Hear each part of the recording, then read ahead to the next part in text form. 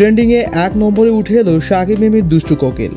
ঈদ মানেই শাকিব খানের সিনেমা, তবে তুফান সিনেমার সমীকরণ যেন একটু অন্যরকমই। সিনেমা হল থেকে শুরু করে পাড়ার মোড়, চায়ের দোকান সবখানে শাকিব খানের সিনেমার গল্প।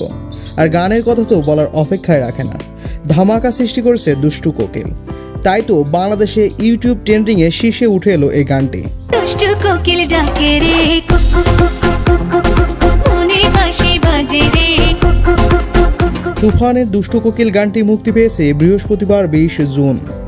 দুদিনের মাথায় শনিবার বাংলাদেশের ইউটিউব ট্রেন্ডিংয়ের শীর্ষ কন্টেন্টের তালিকায় জায়গা করে নিয়েছে দর্শক নন্দিত এই গানটি।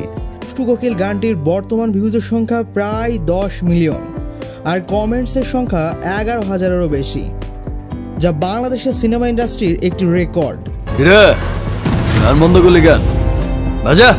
দুষ্টু কোকিল গানটি ওটিটি প্ল্যাটফর্ম চরকি ইউটিউব চ্যানেল থেকে মুক্তি পেয়েছে।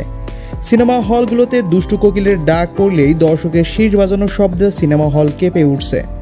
দর্শক ভক্তদের কাছে তুমুল উত্তেজনা তৈরি করেছে তা স্পষ্ট।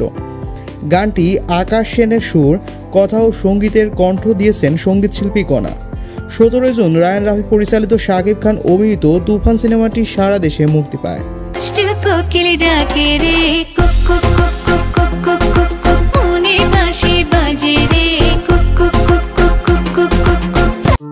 প্রিয় দর্শক, ভিডিওটি যদি ভালো লেগে থাকে তাহলে অবশ্যই এই ভিডিওতে একটি লাইক দিন, আর সাবস্ক্রাইব করে রাখুন নতুন নতুন ভিডিওর আপডেট পাওয়ার জন্য।